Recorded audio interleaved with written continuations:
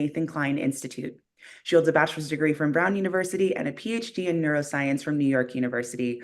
A warm welcome to the Senior Director of Research at NLI, Dr. Emma Saro. Thanks for being here today, Emma. Happy to be back, and I will pass it over to you. Yeah, happy to be here. Thanks, Shelby. Hi, David, season 11. Good to be back. Good to be back. You know, this whole thing started March 2020 when the pandemic first hit. And I thought, like, it just felt like people would want to connect in some kind of regular, framework. And we started every Friday at noon. And here we are still in September 2024. And I think it's been tremendously helpful to us. And I hear a lot of people. I think we've had over 1 million downloads now, which is a little terrifying, but wonderful. And yeah, it pushes us in many ways to keep kind of thinking and responding to events happening in the world and researching. And so, yeah, we really appreciate the opportunity to continue to do this. Yeah, absolutely. And I know we have a lot of regulars. When I chat with some of them, they log in every week, which is great. We love that. So yeah, we're kicking off season 11, and actually this time I know a lot of you like our series. We're kicking off a 3-part series this week, and appropriately all around learning and development and how we design best learning events and learning programs for organizations. So because we underpin everything with neuroscience, we know that necessarily leads to the strongest memories and the greatest likelihood of real behavior change. But this whole thing really came from some of your experiences, right, David? So where did this come from? Yeah, I was just before the summer, I went kind of, I guess you call it a tour or something, but I did the same event in multiple cities in North America, multiple cities in Europe, and multiple cities in Asia Pacific, and essentially the same event. And it was really, really interesting to see the trends. There was, one of the sort of wonderful and terrible things all at once was just how consistent the people challenges are everywhere in the world that I went anyway. Really, really consistent.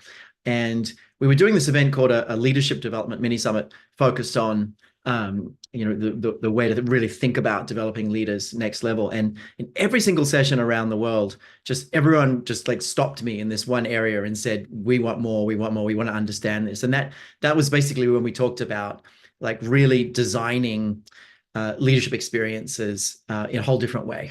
Like people were really, really hungry to know how to make leadership development more effective in a very kind of, hands-on way, not just conceptually, like what do we do? What do we do? And we ended up focusing it on that. And I sort of put 2 and 2 and 2 together and got, 10, which is that there's this tremendous pressure at the moment on leadership development.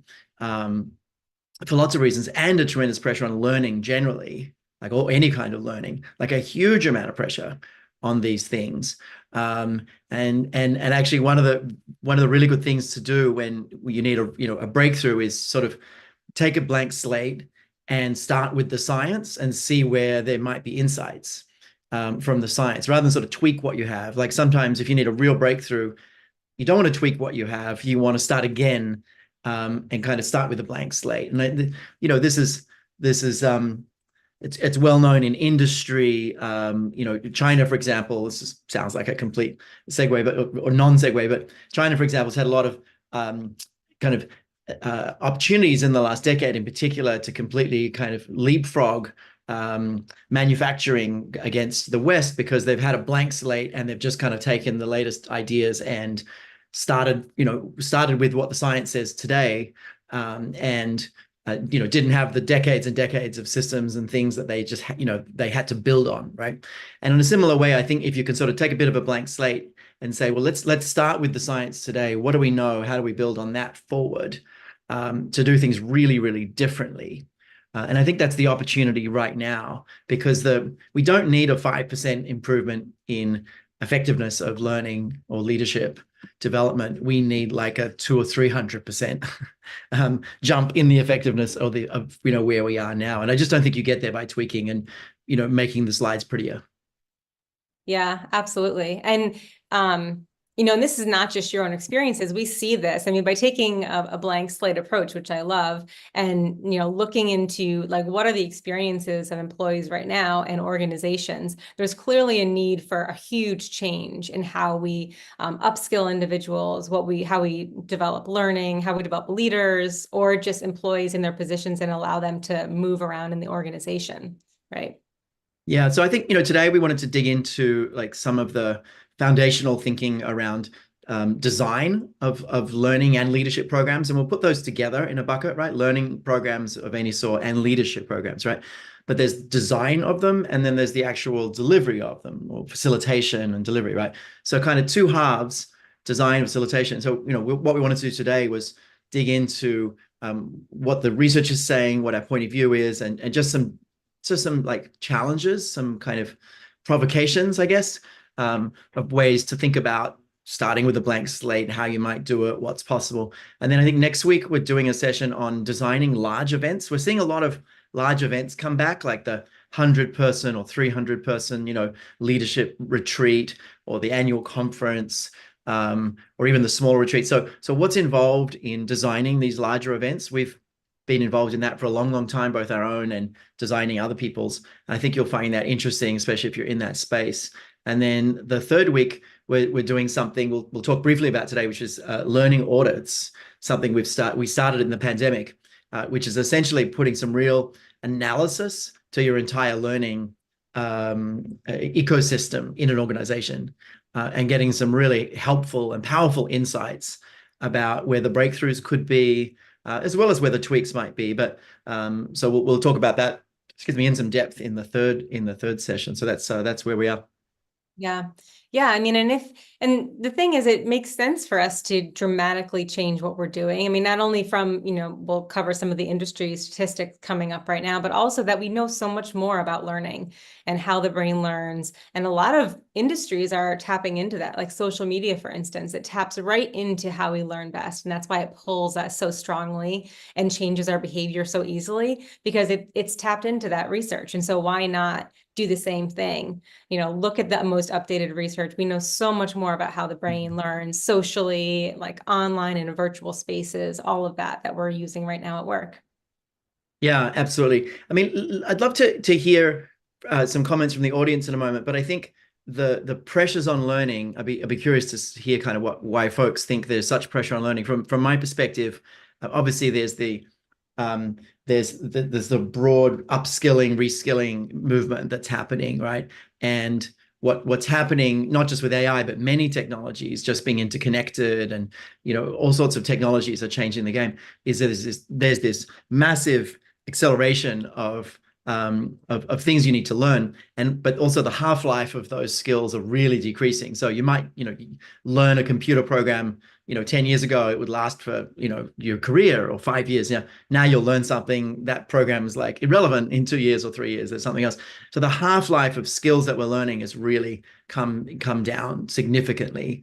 The amount we need to learn has gone up, and the time we have to learn has gone down, right? So broadly, there's this pressure on learning that way. And then on leadership itself, it's really interesting. We've been studying this, and we'll talk more about this at our summit in October, but about half the skills that leaders need to execute day to day are completely new, and they were not trained for. How to manage a hybrid workplace, right? How to think about AI, how to deal with a very, very divided audience, how to deal with a very, very overwhelmed population. Like these kinds of things they were not trained for and really skilled in, or practiced, or learned from mentors. It's like new. And then the other half of skills, like, understand people, motivate them, and develop them, just basic things for leaders, right? Those skills have actually become harder to execute, right? Think about understanding people in a hybrid world, harder to do, but actually more important. Understanding people in a hybrid world and motivating them, developing them, even more important in a hybrid world. So half the skills are new, the other half are harder and more urgent and more important. And so what we're seeing is that, a leader who was pretty good before is now below par. And a leader who was below par before is just not effective at all. They might have sort of struggled through, and now you kind of need to be a really, really, really effective leader just to deliver, reasonable results because of the challenges. So I think there's those two things. It's sort of the upskilling, reskilling revolution, and there's the pressure on how difficult it is to to lead. Both of those things are saying we need a breakthrough in learning. What do folks think? Let's get some comments. I see some comments coming in, interesting ones. What are some comments coming in? Why do you think there's such pressure on learning? Maybe you want to pull some out, Emma. Yeah, well, there's one, Barbara added something really interesting, which I think is absolutely true and kind of intermixed with the rate of change and the need to learn new and relearn old skills is just this fear of change and fear-based behavior. I mean, that you're also facing this, and we know what happens when we're facing any kind of uncertainty or even any kind of fear or uncertainty is that we avoid it and revert back to those old habits and those old ways of working, and that won't be successful facing all of the new challenges. Yeah. Yeah, and there's some deep comments here, and for those just listening, we won't read all of them. I think there's some really important comments here. I mean, one of the things around the pace of change from Anne, we saw a data point on that, which just blew my head off. Was it 175%? What was the actual number, Emma? Do you remember? It was north of 170, wasn't it? It might have been over 200. Some of our followers might actually remember that. I forget, but it was huge. It was about 170, north of 170% increase in the pace of change in the last 5 years. 183 or something. 183. 183. There you go. Thank you. My brain had the approximate number, 183. So that's terrifying. So that really says if change is that much faster, right, then there's incredible pressure on learning. Some other great comments. Leaders who haven't healed their own traumas and then elevated to leadership roles project those insecurities on others. Reprioritizing, nearing retirements, all sorts of things. Thanks very much, everyone. So there's clearly some pressure on it. Let's dig into sort of, I guess, the current reality. I think there's an interesting question of how effective, it almost sounds like an obvious question, but no one asks it. How effective do we think learning is now on the whole? Do we have a poll for this, or we just want to get comments in the chat? I don't remember where we landed. In the chat. So in the chat, yeah. Percentage, let's say. Yeah, as a percentage, how effective do folks think learning is? Now, we're talking about across all learning or leadership. So what I'm talking about is there's an intent to deliver an experience. What percentage of participants in that come out of that experience having achieved that intent, right? So that's an effectiveness measure of learning. So you run a program about being inclusive, for example, you run an inclusive leadership program. What percentage of the people take on the habits of that experience, the majority of them, and that learning experience was effective. So think about it in terms of number of participants versus number of habits. What would folks say as a percentage? How effective do we think learning is today? We see an 8, we see a 30, 10 to 15, 25, 10, 50. We see a 15, a 20.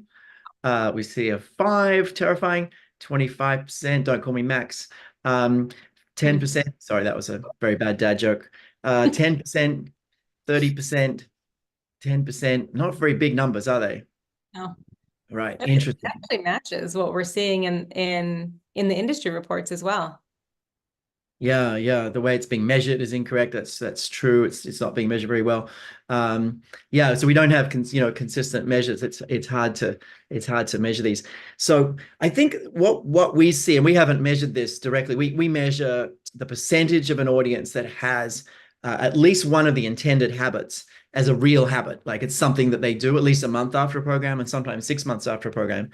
And so that's not a complete measure of every habit. It's really hard to do, but we've had this measure for about 7 years, and we've measured, hundreds of thousands, probably low millions of people, and we have data from hundreds and hundreds of companies. And what we see is we think it's a pretty good measure because there's quite broad data, and it sort of correlates to the sense the facilitator had and other factors in the program. But kind of like a real failure for us would be 50 or 60% of an audience, have one of the habits a month after.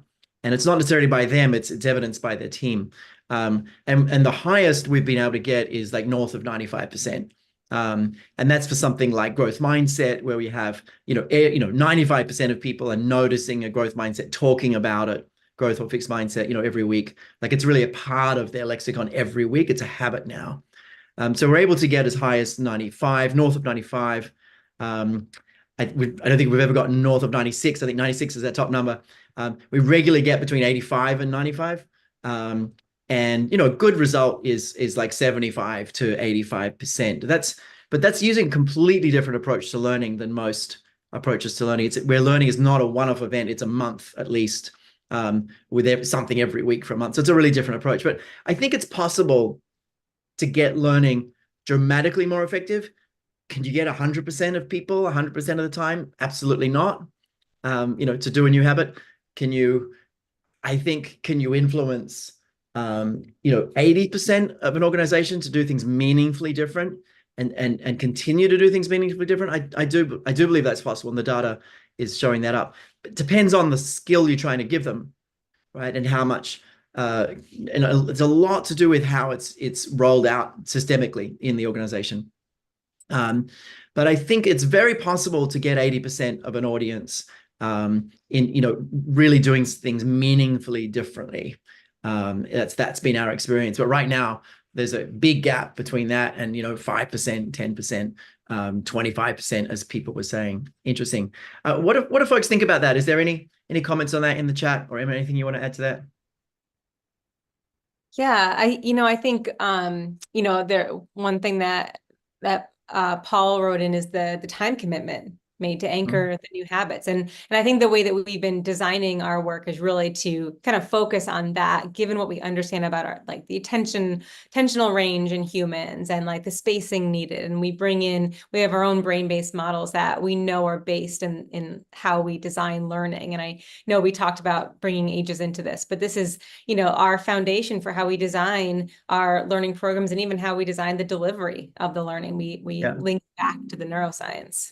Yeah, no, interesting. Before we get into that, maybe just before we go on, Emma, some of the data points that you were sharing with me the other day are amazing. Let's just share some of those, and we can get into we can get into it a bit more. But it's just remarkable. The 9 out of 10 workers want training to be available anywhere, anytime, which is basically everyone. More than half of employees pursue training outside of work because the company programs aren't relevant. And this one blew me away. 21% of respondents give high marks to the overall quality of the company's learning and development efforts. 21%. Isn't that just amazing? And interesting. Why do you think we're bad at this? Why do you think we're bad at learning, at delivering learning? I'm curious what folks think here. Why do you guys think people are bad? Companies are bad at learning design. What is it? What is it that folks think about that? As they put those in, I think this is really amazing, because all of this is our own experiences of what we see and what we hear. But this suggests that employees do want it. Leaders do want that. They want the role modeling, that they want the ability to be good at their roles. And if they're not getting it in their organization, they're going to go elsewhere. So you have the opportunity as an organization to design the learning the way that fits all of your priorities, your mission, all of your values of your organization. So why not design it in a way that works best and gets buy-in? So the buy-in might not actually have to be that you might not have to work so hard, because employees do want it. They want the learning. We know that employees will leave. 94% of employees say that development opportunities will keep them there. And that's been a consistent statistic over the years. Yeah, it's interesting. A lot of good comments coming in. Thanks everyone for your comments. I'll share some for folks who are listening. But people, a common theme is that basically we're not following the science. We're doing things as one-off events, right? We're doing things in ways that don't just follow how the brain needs to learn. We're trying to do one size fits all.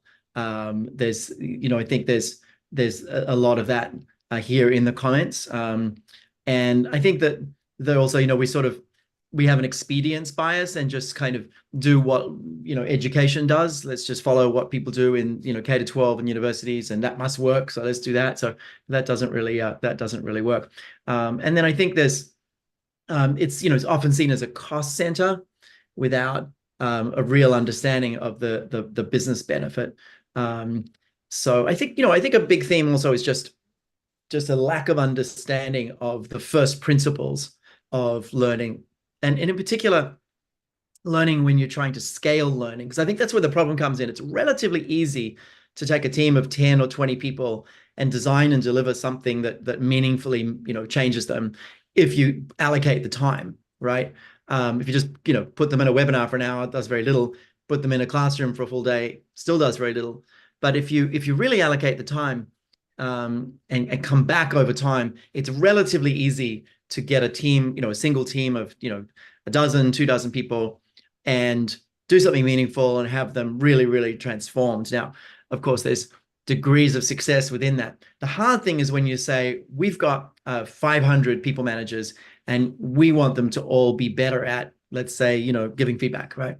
And inevitably what happens is, in the absence of first principles, anything is fair game, right? So if you used to run a 2-day program that was really effective, there's nothing to stop a leader saying, let's do this in 1 day, right? And if you have a 1-day program and you're seeing some good results, there's nothing stopping a leader saying, let's do this in a 1-hour webinar and just send it to everyone, right? And again, if there's no first principles and there's no real measurement, there's nothing to stop a leader saying, let's just send out a video to everyone, right? So there's no real accountability because there's no real measurement.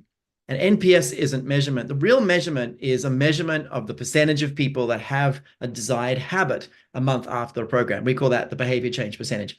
That has some accountability in it, right? We use that measure. We compare different learning styles. And if we see a BCP under like 60%, we know like we shouldn't do this, right? So in the absence of a measure and the absence of first principles, you basically, it's fair game to do anything. And sort of, why shouldn't leaders say, hey, do that in an hour? Why shouldn't they say, can you spend 22 cents on this instead of 22 million? Why not? There's no measure otherwise. So I think learning professionals have to get kind of much more engaged in formally measuring learning based on habits, and separately really thinking about following the design, like following first principles, because then you have an argument for leaders that says, no, actually, this is what the science says. This is what the science says, fundamentally. So let's dig into that. Where do you want to start, Emma? Where should we dig in? I mean, you're speaking about design right now, so let's talk about design and how, and you're talking about how we currently design and what leaders think about when they currently design, like how much time do we have? And actually this kind of leads back to what you mentioned before about how employees want the learning in the flow of work. They want it to be when they want to take it, they want it to be when they're there. Everyone's overwhelmed. There's no arguing that, from leaders to first line employees. And so how do we encourage learning when they have time? And that's all based on design. So how should we be designing now and into the future?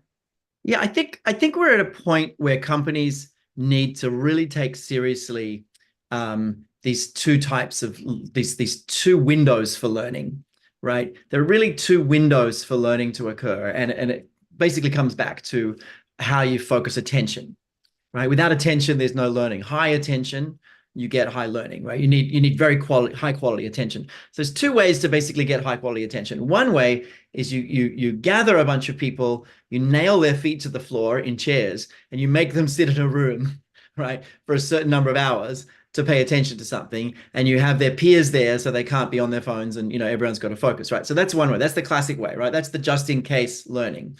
Now, of course, you can make that as close as you can to an experience. So if you're about to come into performance review season, you'll get more attention if you deliver a program on feedback, just before that, like in the weeks or months before.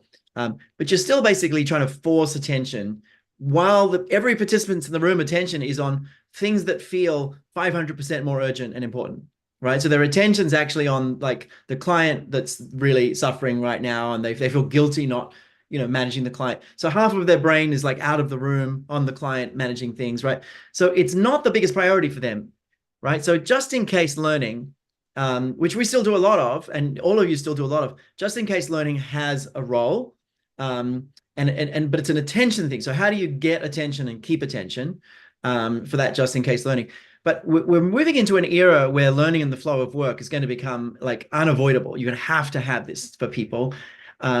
And our first experiment with this in a really meaningful way is our Niles solution, which is our AI technology, neuro intelligent leadership enhancing system, which we're doing some experiments already inside partner clients, where people can literally in real time get some learning about how to manage themselves, mobilize others, drive results, like anything that you need to be just a better leader or manager.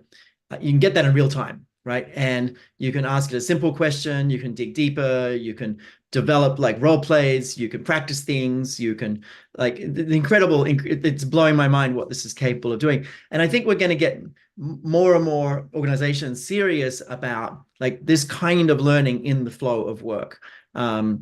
We've started to kind of add this to a company's own internal HR bot, right? So that it's automatically connected there. My team can put a link in the chat if you're interested in that. You can see a little bit more about Niles.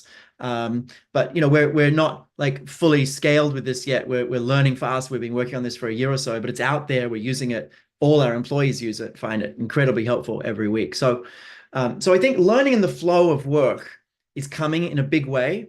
This is 9 out of 10 employees want want learning when they need it, anytime, right? 24/7.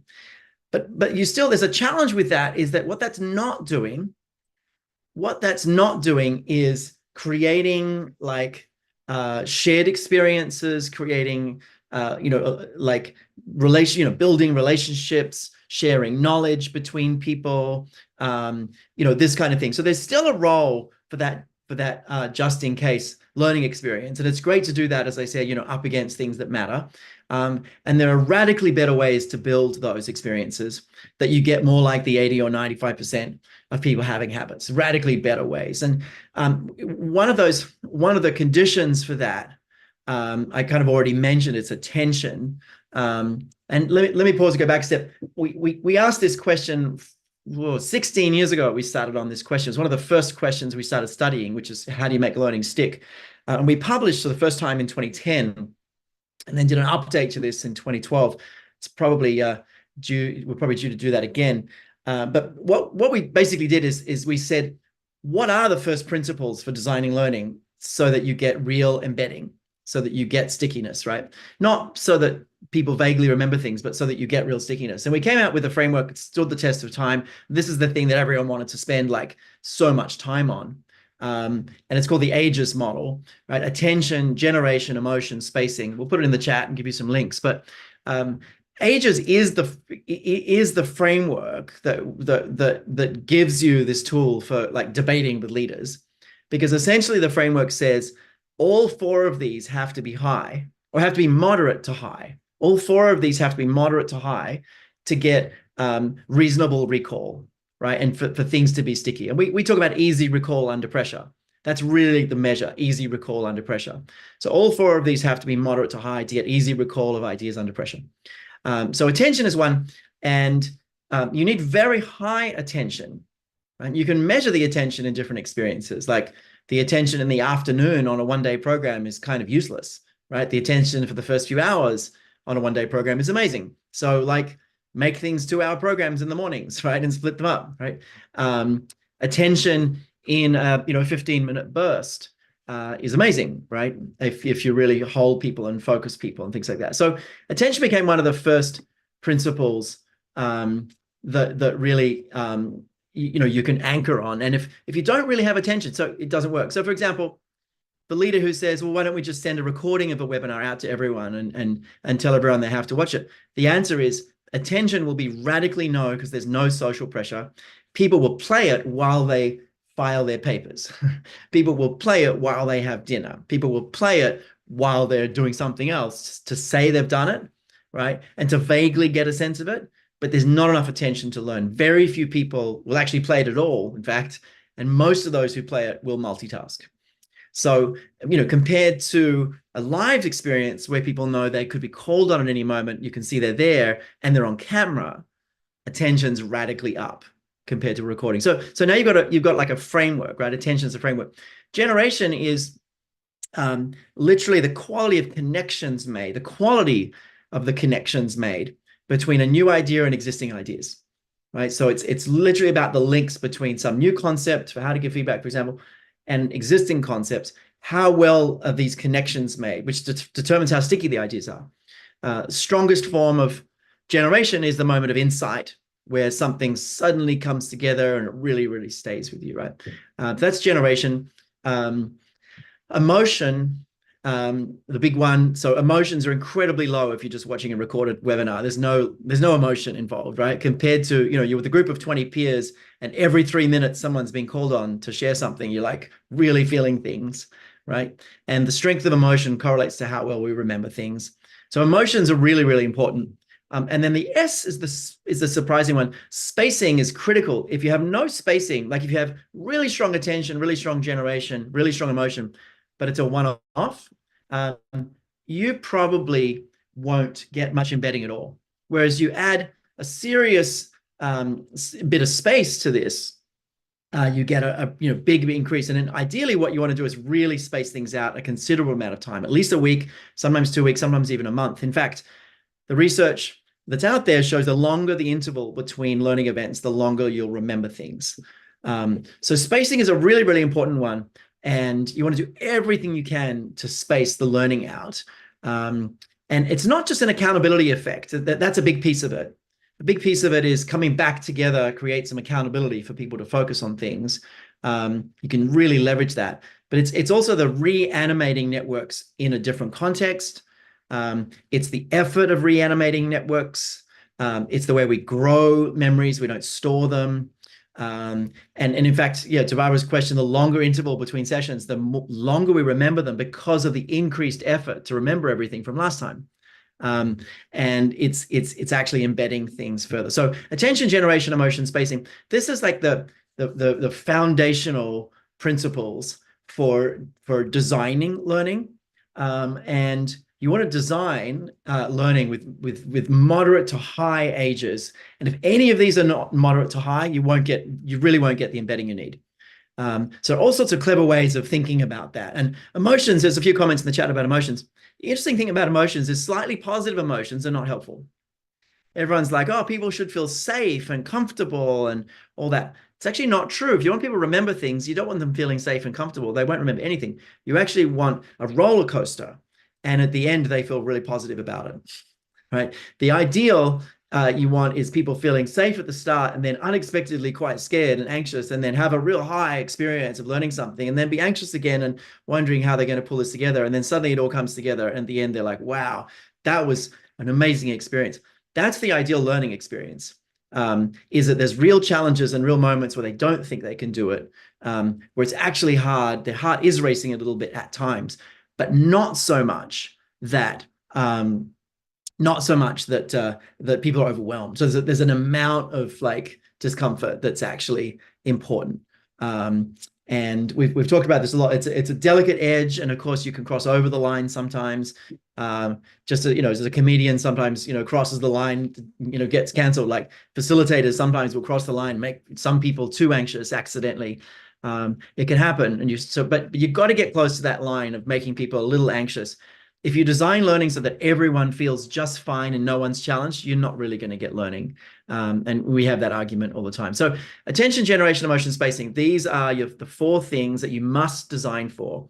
Any of them are not high enough, you won't get learning. What's interesting about this, then I'll go back to you, Emma, we can dig into some chats and some comments. But what's interesting about this is it kind of frees you up. So you can say, look, as long as I get these 4, moderate to high, I can sort of do anything. And now you can get really creative. And it turns out you can do things like get teams to just talk for 5 minutes from a laminated one sheet in a mine in the middle of nowhere. You can get teams of people just to have a conversation for 5 minutes once a week, asking some hard questions, off a one sheet, and do that every week for a month. And you can get really amazing learning happening compared to taking them offline at all. Because you're getting attention, generation, emotion, spacing. So it frees you up to experiment and do things really, really differently because you kind of know what you're trying to solve for, right? You're trying to solve for those 4 things. You're not solving for entertainment. You're not solving for, participation time. In fact, you're trying to minimize participation time. You're not solving for, filling time. You're not solving for anything. You're solving for those 4 different elements. So let me pause on my rant there. Emma, what's coming up in the chat or anything you want to add there before we move on? Yeah, there's a lot coming up throughout that. I mean, I love the ages model. I think one of the things that it does as an anchor is it reduces the capacity for the overwhelm that any designer has to go through too, to, figure out how to design this event. As long as you cross those boxes, I made sure that the material was, very attention focusing. It was very interesting. It was spaced out. It had some emotional component. They had to generate their own ideas, so that, generated the formed the networks. And there's so much research that, years of research that support each of these pillars. And one thing that's coming up, just that I knew we were going to talk a bit about this, is just the idea of social learning and adding, and we talked about this a few weeks ago too, with the idea of social learning and how powerful it is for forming memories and long-term learning, is that it actually taps into several of these pillars. It provides the attentional focus. We're so attuned to other individuals, and it provides the emotional component. There are ups and downs. There is a roller coaster when you're in a social environment. It allows you to generate, as you're talking about yourself, that's a form of generation. That metacognition is a form of generation. It increases the network size. And so social learning has been shown in multiple cases to allow us to learn more complex ideas than if we were by ourselves, to have stronger learning. It engages those emotional areas, and that interaction and the participation all foster the learning. So this is, I mentioned social media before, but this is why it works so well, engages us and we remember, and it provides that social norm that draws us to have certain opinions and ideas. So ages can be seen through adding the social learning piece as well. So that's another part of the design to think about. Let's talk about scaling, because you can design that wonderful event for 10, 20 people, right? But now you want to take it to 10,000 people, right? How do you take something to 10,000 people, right? That you don't have 5 days. Like, what do you do? So one of the insights that we had around scaling learning, around design, is that there's a huge bump from making things social. And we had a whole episode on this. My team can probably put that in the chat, just on social learning. We had a whole episode about that, but the cliff note is, when learning is social, so when you're interacting with other people, basically the learning is much more deeply encoded. You recall it more easily as a result, and you act more often. And it's more deeply encoded basically because social information encodes automatically. You don't have to remember like how you felt. You don't have to like work hard to remember how you felt when you're with a group of people. Like, you'll be able to remember, a year later how you felt easily without having to like think hard, right? So social information encodes automatically in the brain. So if you're tapping new learning into this social fabric, it's much more deeply encoded in the brain. There's a type of learning called social learning. So that's one reason. Another reason is the accountability that results from learning with others, dramatically more accountable and all sorts of things. So you're trying to scale learning, you get this huge benefit from making sure things are social, and the more social, the better, right? A group of 4 people is better than a group of 8. A group of 2 is better than a group of 4. A group of 4 is a very nice social unit because you can learn enough from 3 people. It feels like real accountability, but you can't hide. Group of 6 or 8, you can sort of hide a bit. So there's sort of a sweet spot for social dynamic. 3 people or 4 people is about a sweet spot for sort of, creating some real powerful social learning. The other one is insight-based learning. We've talked about this a lot. We did a session specifically just on insight learning recently. But insight learning is essentially, you're not sharing information, you're creating the conditions for people to have these aha moments, right? So insight-based learning is not sharing information to hope people remember it, but creating experiences to facilitate the highest possible chance of folks having their own aha moment. And it's a very different way of design. And the aha moment is really important. We think it's the active ingredient in good learning. And the science supports that. Like, people learn people recall things much longer when they have an insight, right? The research is really clear on that. When people have insights, they recall much longer the ideas. We've also done our own research on this and showed that the likelihood of action correlated to the strength of insight people had. We collected data from close to 500 people. So we know that insight experiences drive encoding and drive behavior change, but you've actually got to design really differently for insight. So you want to design for social, you want to design for insight. And the third one, a really, really important one, absolutely critical and really easy to overlook, is designing for one habit at a time over time. Or it can be more than one. It could be a couple of habits, or it could be a group of habits, but focused on one thing, one broad area at a time over time. So, you want to focus on feedback 1 week, great, give people a couple of things to try around feedback, but you can't focus on feedback and inclusion, and cost cutting, in the same week. People just like don't know where to go, right? So focus on one set of ideas for 1 week or 2 weeks or a month, then focus on the next thing, and all of that. So the broad principle for scaling around design is make it as social as you can, make it as insight rich as you can, and absolutely focus on one thing at a time, and do that over time. And as a general rule, a rule of thumb, a month is a great amount of time to work on one set of habits or one set of ideas. We've built 15 off-the-shelf experiences that focus on 15 different specific habits over a month. So you can work on, really breaking the back of bias in a month, or really doing something meaningful about inclusion in a month, or really doing something about psychological safety in a month. The interesting thing is it's only like an hour and a half over a month, little bites of learning over a month, every week for a month. But a month is a really interesting unit of time, or 3 months, or 6 months, 9 months, but something, something every week. So those are the principles. We talk a lot about design. We probably should talk a little bit about facilitation, although maybe we'll save some of that for next week, as we talk about big events as well. But yeah, any questions coming up around design, from you or from folks? Yeah. Yeah, I mean, well, that's the second piece. And I think oftentimes we forget that there are these two pieces, and you can tap back into ages when you think about how to deliver as well. But we did have some questions earlier around delivery, and the delivery in a virtual space, delivery live. I think some folks are still not like super comfortable with having a delivery that's virtual be as effective as in person. And we talk a lot about that. And I know we're designing an all virtual event soon, and we'll be talking kind of deeper about it next week. But that's one of the questions that comes up a lot is how can you make sure virtual is as impactful? Yeah, so there's it's an interesting one. So let's simplify this to 3 categories, right? Asynchronous, which means completely people doing things in their own time, right? Asynchronous, virtual, which let's define that as kind of on a platform with other people in real time, but you're not in the same physical space. You're on a platform, but you're in real time. So it's synchronous. You may or may not see people, but you're in a digital experience, a Zoom or a Teams or whatever, right? And the third one is in person, right?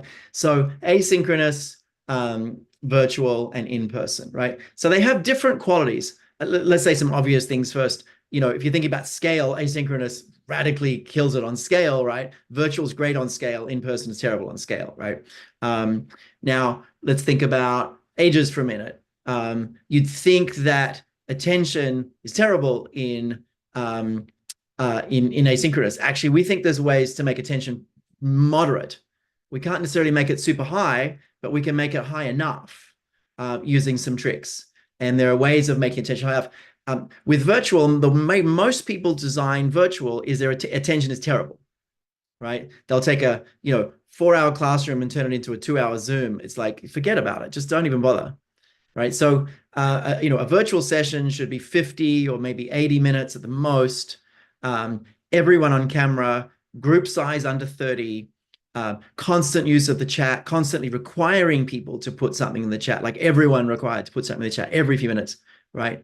Engaging people, calling on people, and people like literally seeing everyone. That kind of learning actually has higher attention than in person. It's really ironic. When you follow some principles, everyone's on camera, everyone's being called on, everyone's being required to chat. There's higher attention in that than per hour than classroom learning. It's bizarre. So the sort of default way we have of thinking about virtual learning is like, well, it's not as effective as in person. It's true. If you just break any of those rules, it's not as effective in person, right? If you just say, hey, be on camera if you want, no one's on camera, it's not going to be very effective, right? People will multitask. So you got a few basic rules. If you follow them, the attention's actually better. Now in person, the attention's amazing. Attention is the best in person for an hour or two. and then it starts to wane, and the rest of the day it's terrible. So if you're looking at the whole event, if you've got like 6 hours of learning you want to do, you're far better to do 6 virtual hours, right, over 6 different weeks. You get way more attention than you will 6 hours back to back, right? But that's non-obvious, right? If you follow those principles, you'll get radically higher attention 6 1-hour virtual sessions than you will 6 hours in a classroom. And it happens to be much more scale. So that's from an attention perspective, right? So remember, you've got asynchronous, virtual, and in person. So attention, actually, we found can be high enough in the asynchronous. What about generation? Can you give people insights in the asynchronous? We think you can. We're doing a big rollout of a solution called LEAD at the moment, which is a 6-month asynchronous experience. We're seeing people have real insights, but those insights are coming often from the social interactions that we've created and the different ways that we've structured. But we've designed that learning experience literally for insight. So because we run so many real-time experiences, we know where the insights come from, how they come, the kind of activities. We're able to reproduce those activities in a digital environment, kind of slowly walking people through the pieces of something, letting them make the connection. So we think that it's possible to get moderate generation, like real insights in an asynchronous environment. What about a virtual environment? Actually, yes. You can get really good insights in a virtual environment because if you've got good attention. If you've got really good attention, you can get really powerful insights. If you've got poor attention, terrible. But absolutely, we were running executive coach training programs just virtually for decades, literally. And we saw no difference in the effectiveness rating formally assessed by proper assessors of the coaches coming out of that compared to in-person. They were just as good, in fact, often better in a completely virtual environment. So we know we can produce insights in a virtual environment if we have attention. In person, yeah, you can produce insights, absolutely in person, no question. So we've got attention, generation, emotions. All right, so asynchronous. If asynchronous involves just watching a video, forget about emotions, right? If asynchronous involves, some content pulled apart with a couple of tricks, forget about emotions. But let me ask you a question. Have you ever felt emotions in interacting with other humans on the internet? If your answer is no, you haven't been using the internet. Because people get very, very, very upset about all sorts of things people say on the internet, right? It's a phenomenon. Like, people get really upset. So you actually can have strong emotions in certain conditions in an asynchronous environment, right? But again, you're sort of playing on that edge. So we believe you can get strong emotions in an asynchronous environment, but there's a way to do it. And we're experimenting with that in a really big way. Can you get strong emotions in a virtual environment? Actually stronger than in person in some ways. Again, if you've got attention. Give people a really challenging exercise in front of 24 of their peers all looking at them. Pretty strong emotions, right? And in person, of course, you can get really strong emotions. Maybe you can get the strongest emotions in person, but you can get strong enough virtually. The final one is spacing. Can you space with asynchronous? Absolutely. Can you space with virtual? Absolutely. Can you space with in-person? Almost never, right? So when you step back and you look at this, you say, actually, virtual kind of wins unless you can work out the kinks in asynchronous to really hold attention, really create insights, and really create emotions. And that's what we're playing with. And so far, we believe our asynchronous efforts are actually more effective at habit activation than in person. Not more effective than virtual yet, but more effective than in person because of the spacing effect and some other things. So that's the way to think about it. So we've talked all about design, nothing about delivery. I guess that actually fits well with next session as we talk about designing large events, because sort of how you deliver them, how you facilitate them is really central there. But these start to be some arguments you can take to your leaders and say, okay, you want me to shorten this program from 3 1-hour virtual modules to 1 1-hour module. Okay, great. That's fine. Let's do an experiment. Let's do both. Let's run both. And then let's measure the percentage of people that have the desired habits a month after. And let's really see what the difference is, right? If you need some help with that, contact us. We'll do some consulting for you. We'll help you design a measurement program. We'll help you design a brain-based measurement program if you're interested in that.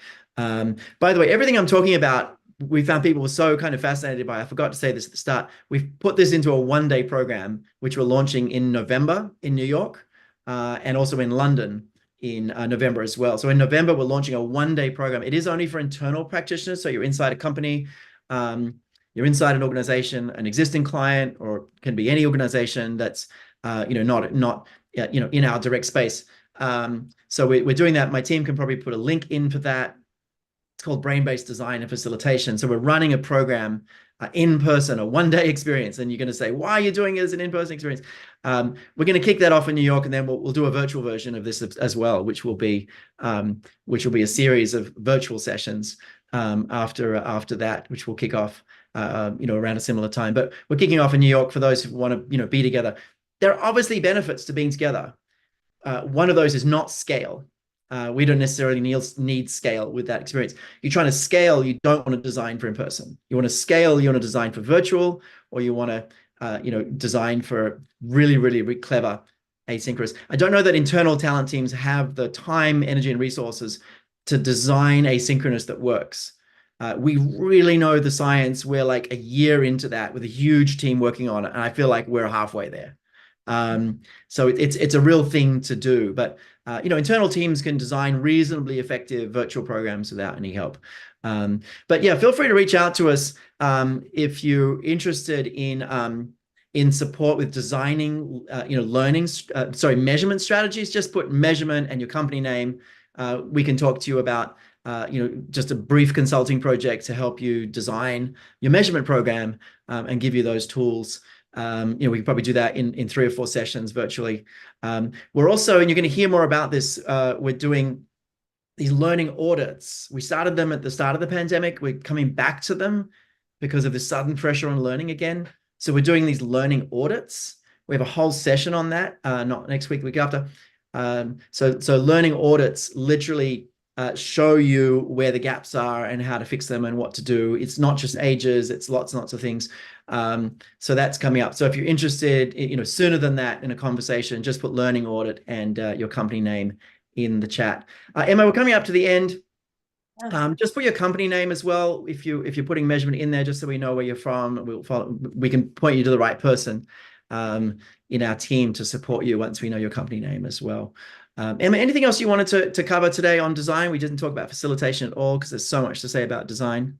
Yeah, I guess everything. Yeah, I mean, the one thing that's coming up for me, and I know we'll dive into design next week, or delivery next week, is that everything stems back to the science. Everything stems back to, if you're anchoring on each of these principles of how the brain learns and remembers, you can design anything. And I think that's what keeps us kind of steady as we design different forms of learning, that we've been able to kind of master each of these forms of learning, is that we always link it back to, does it satisfy the needs for our attention? Does it satisfy the needs for emotion, etc.? So I think that's it. If you need a playbook, just think about those pillars and you're going to design something that works.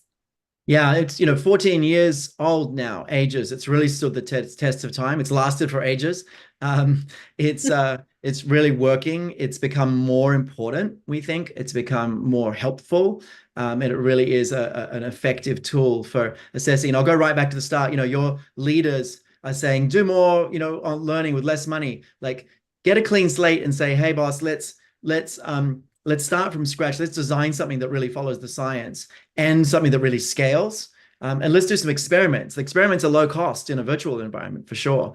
So let's do some experiments and let's collect data. So one of my favorite quotes, follow the science, experiment, follow the data, right? Follow the science, experiment, follow the data. And I think it's time to do that with learning. Follow the science, experiment, follow the data. We're really happy to help any of you with that. Reach out to us if we can, if you want to have a conversation about, just throw around some ideas. Otherwise, look forward to digging in next week. We're talking about designing large events and also facilitating delivering them and how to really make those really work. Yeah, absolutely. Thanks, David. It's great to see you all again. And I will welcome Shelby back on to close us off. Thanks, everyone. Take care. Awesome. Thanks so much, Emma and David. We really appreciate you as always. Just a few quick announcements. So Summit 2024 is happening this year. It will take place October 29th and 30th. You won't want to miss it. It's going to be fully virtual so we can expand to all of our communities across the globe. There's more information on our website of speakers, what we'll be talking about, and everything that you need to know. So visit summit.neuroleadership.com for all of your needs. If you enjoyed today's conversation, then you'll love our podcast, Your Brain at Work. You can find past episodes and also standalone episodes on there wherever you listen to a podcast. And this is where we officially say farewell. So on behalf of our team behind the scenes, thank you so much for being here. We appreciate you, and we'll be back same time next week. Have a great weekend.